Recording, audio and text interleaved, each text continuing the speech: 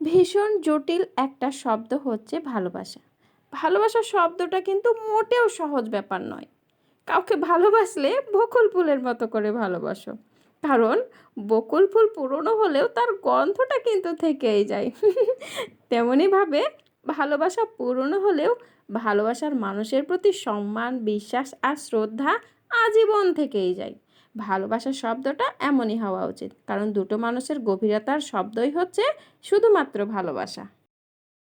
কাছে না থেকেও ভালোবাসা যায়, তবে অন্য সবার মতো হয়তো রোজ দেখা হয় না, একসাথে হাত ধরে পথ চলা হয় না, কিন্তু একজনের প্রতি অন্যজনের চিন্তা ঠিকই থাকে, তীব্র মনের টান থাকে।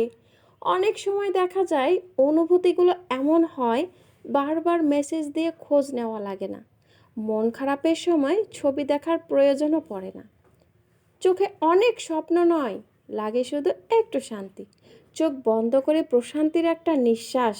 দূরে থাকা সম্পর্কগুলো এমনই হয়, তাতে দুজনার প্রতি দুজনার মায়া এবং ভালোবাসা একটুও কমতি থাকে না।